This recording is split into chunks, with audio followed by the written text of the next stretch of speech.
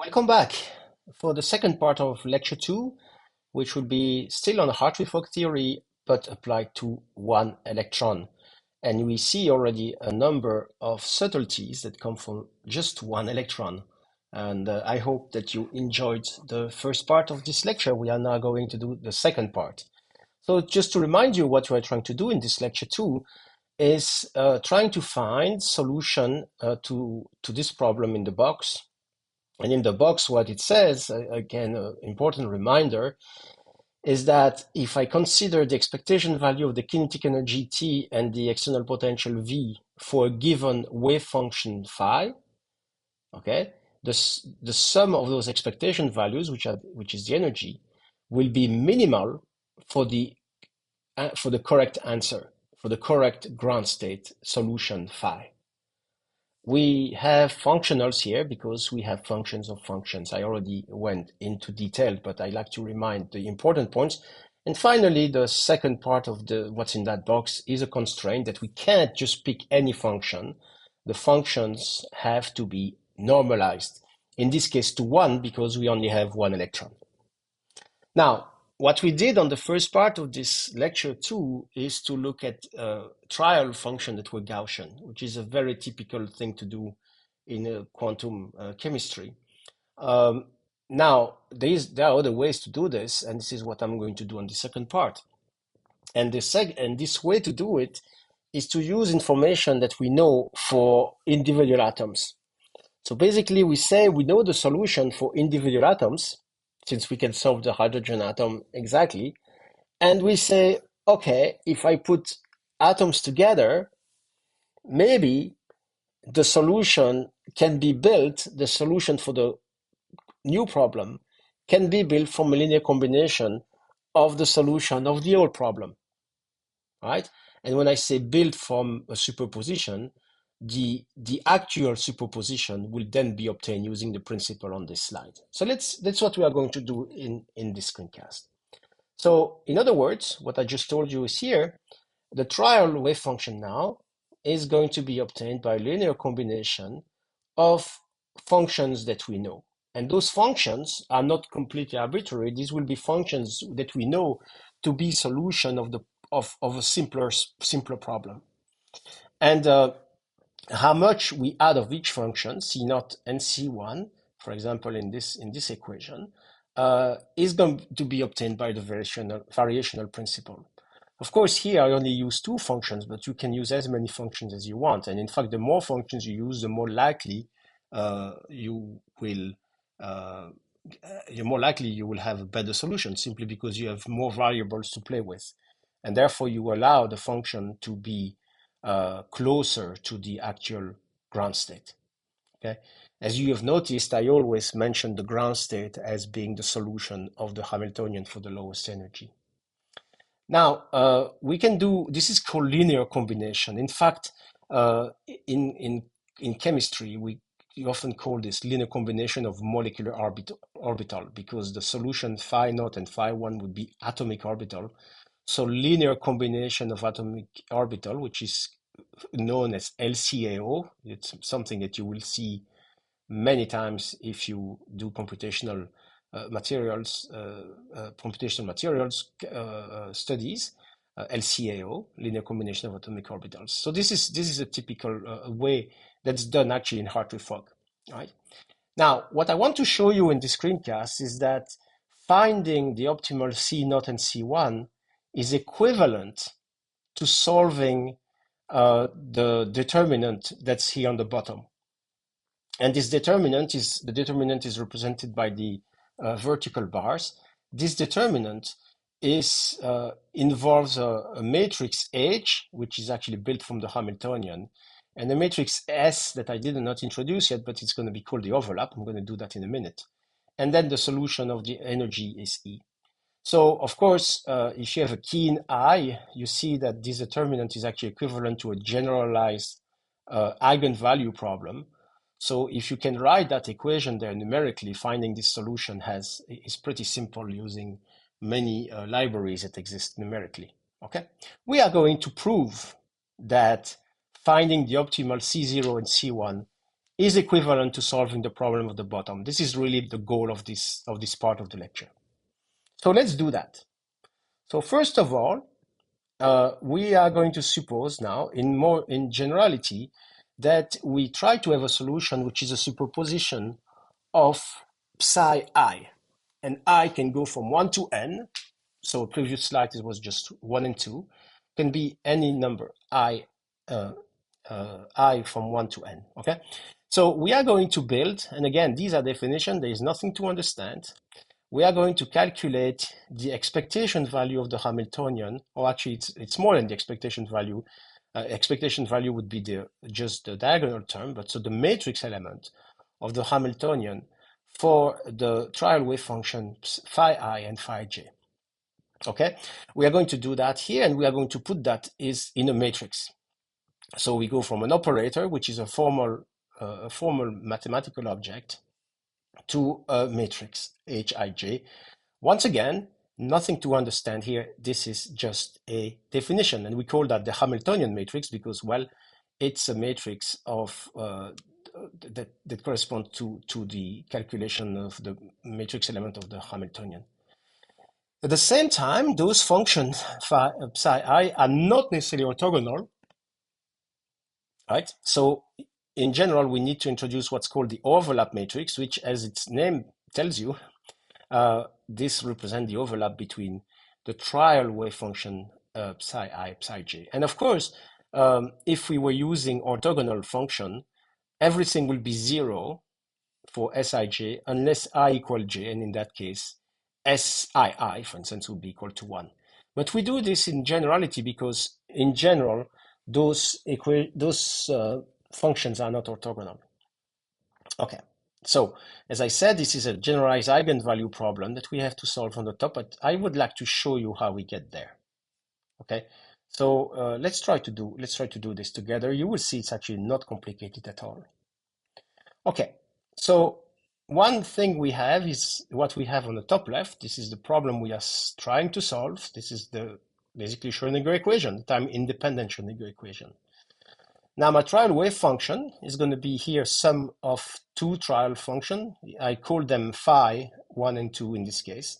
It doesn't matter, it's just a notation. You're not scared by notation at this level.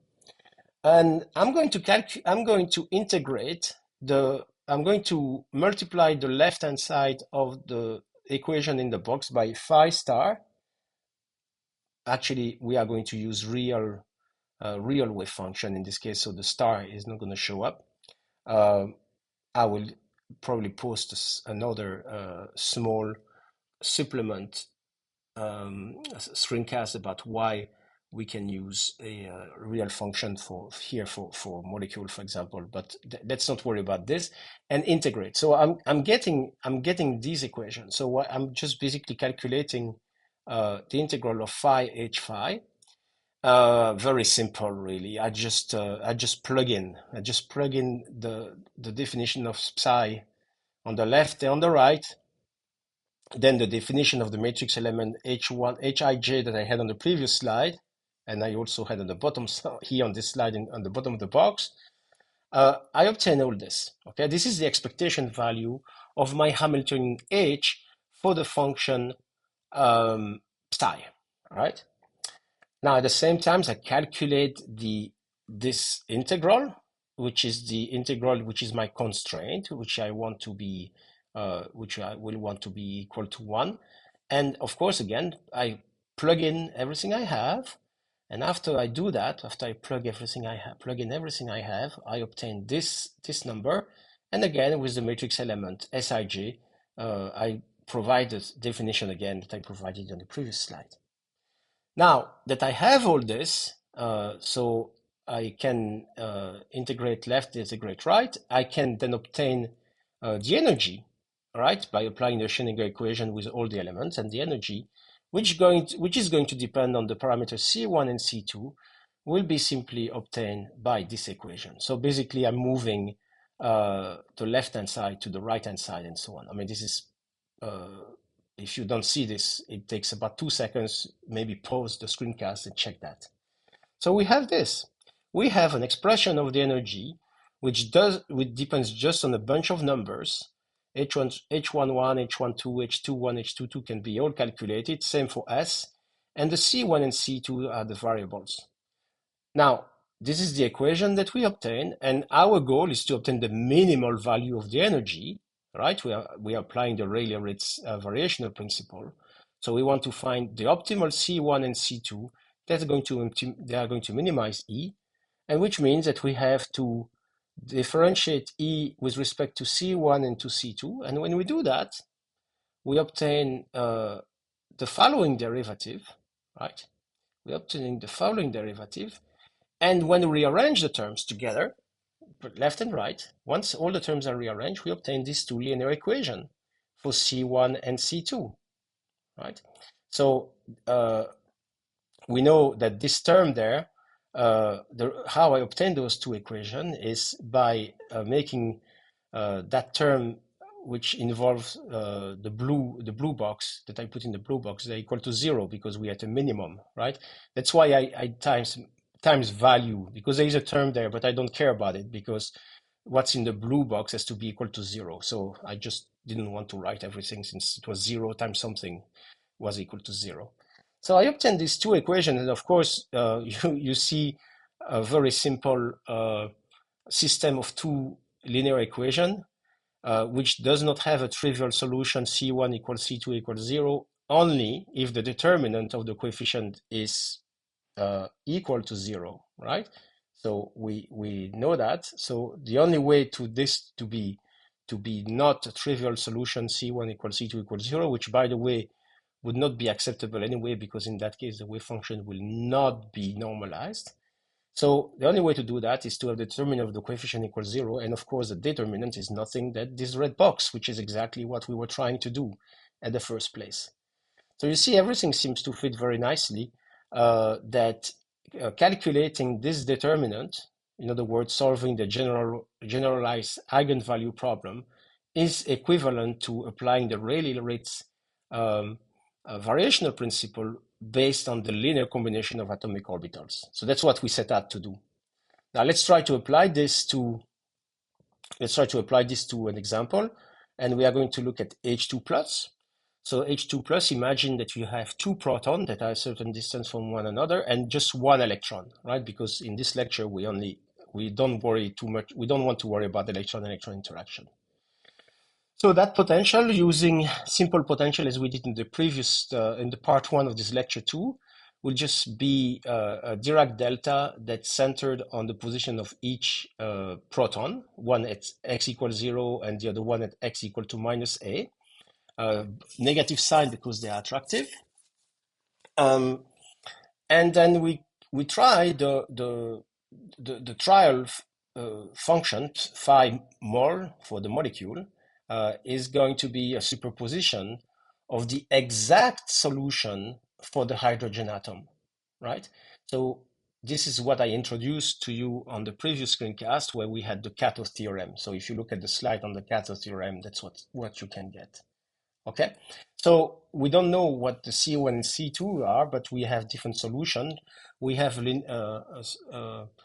different solution, of course, because we have a system of two equations that we are obtaining, and we can calculate the C1 and C2, and then we get a good approximation for the solution of H2 plus. I'd like to really insist that the solution we have here, even though it's a superposition of exact solution for individual, for an electron interacting individually with each of the potential, for the sum, we have only a good approximation, but we do not have any guarantee that this solution is the lowest energy. It's just a good approximation, okay? This is what the Rayleigh-Ritz variational principle tells you. Okay, and that explains bonding and anti-bonding very easily, just like you saw in physical chemistry in an introductory course, because if the C1 and C2 have the same sign, the solution will be the sum of those two exponential of the absolute value. And if C1 and C2 have a negative sign, have a different sign, there will be a subtraction of the two, right? And we know that the left-hand side will be bonding because the interaction between the ions is going to be screened by the presence of electrons between them, between the ions, right? In the other case, well, there's much less electrons because there's a node in between the two, between the two protons. Okay. By the way, the protons here are placed in -0 and -1 and +1. This is where they are. So it's shifted compared to the equation, but you understand what's happening. I also like to attract your attention that we see those cusp since we started. So the cusp which are centered on the position of the ion, simply because we are using the exact solution for the hydrogen, which does have a cusp. Okay. So so in general, how do we solve this? So here, just a textbook example of H2 plus. The way we solve it is that we propose some atomic orbital. We calculate all the H's. We calculate all the S as well. And then we can then calculate, for example, the kinetic energy. Oh, sorry, we can calculate the kinetic energy using what we discussed before. Okay. So here we avoided using guesses by building the differential equation. So we find the parameters that minimize the energy guesses. Because in the real world, of course, we cannot rely on guesses. We have to we use this approach that I just explained to you based on the variational principle. Okay, so in other words, we are really trying to find a way to minimize the energy as a function of phi. So I showed you in these two in this lecture too. So in those two screencasts, two ways to do that: either guess or using a linear combination of atomic orbitals. So we are really trying to minimize uh, this functional here, and we want now to find maybe something that works a little bit more general than just guesses. So we are back to solving this problem, and now I have actually let's just take a second here on this equation. It's a little bit different from what I showed you before, but it's equivalent. So so we do not have a U term, we don't have electron-electron interaction, but we have the kinetic energy and the external energy. And now I added a term, minus mu n phi minus 1. But if I tell you that mu is a Lagrange multiplier, that's basically a way to introduce the constraint that I have on the number of electrons. So by doing this, I automatically include the constraint on the system. And in fact, the Lagrange multiplier that you obtain by doing this is nothing else than the chemical potential. That's why it's written mu. So for the functional derivative, you can calculate the functional derivative either by waiting for the next slide where I remind you how we calculate functional derivative, or by watching the screencast on functional derivative. And you can calculate those functional derivatives because the idea is to really apply the variational principle to f. And to do that, we must be able to calculate variations of functionals. So a function of a function like t, v, and n. So the results are there. In fact, those solutions there, those results are all, in fact, in the screencast. So we obtain this. We can then use this solution, use this equation to calculate the derivative as I explained. And again, I remind this next slide because it's an important one, even though it's already on the screencast on functional, that if a functional in general can be written like this, with n being the function that enters in the functional, if f only depends on n, we call it a local functional. Of n prime, it's a semi-local functional, and in general, a functional that depends on higher derivative of the function is called non-local. So we can calculate the functional derivative of, for example, the kinetic energy by using this function, and we obtain the result I just showed you here in the previous slide. So I invite you to pause the screencast and convince you that it's the result indeed. It's a little counterintuitive, maybe this second term in the functional derivatives. That's why it's important that you do it. For this case here, this is a local functional, so the derivative is actually pretty simple to do because only the first term matters, and then we obtain this result. And finally, we can also obtain the derivative of the number of electron, which is obtained here. And again, we obtain the result I just quoted. Before. So, in other words, what we end up with is this, mathematically at least, we obtain this problem where we have the different functional that have been obtained, and we can calculate also the derivatives. Now, what I'd like to do, I went pretty fast in the past 3 slides, but maybe it's time to slow down a little bit. I hope, and my goal with having this screencast on single electron was to now for you to start to get an intuitive understanding of those 3 terms. So I could have given you those terms, and here is the result we are going to work with this. And probably half of you would have said, oh my gosh, where is that coming from? Well, you realize that by doing things step by step, you totally understand these equations. I mean, we obtain them. We calculate all of them, introduce where we're coming from expectation values. The first term obtained by integration by part, that kind of things. Where the mu is coming, it's in the equation on top, it's because of the constraint and so on and so forth.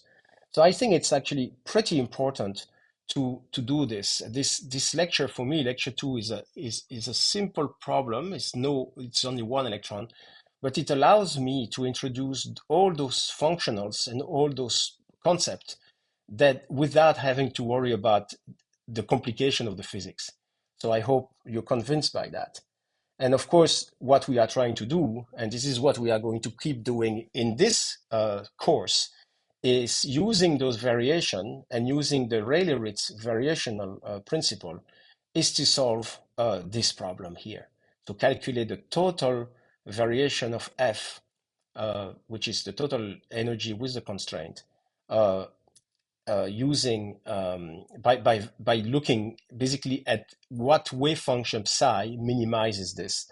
So in other words, we want that functional derivative to be equal to 0, and we obtain that equation here, which, by the way, maybe looks a little bit like something you've seen before when trying to solve the one-dimensional Schrödinger equation. But the advantage we have here is that now what's happening is that we are able to get a very very robust and firm background on understanding where all those terms are coming from. So I hope it was convincing to you. We are going to keep working on this equation and keep working on those concepts and expand them. And in fact, next screencast, we are going to expand them with electron-electron interaction. And it's going to add a very large number of difficulties. But I hope that you did stay with me so far, and you were able to really realize the fundamentals, those solid foundation to keep going with this course. Thank you very much.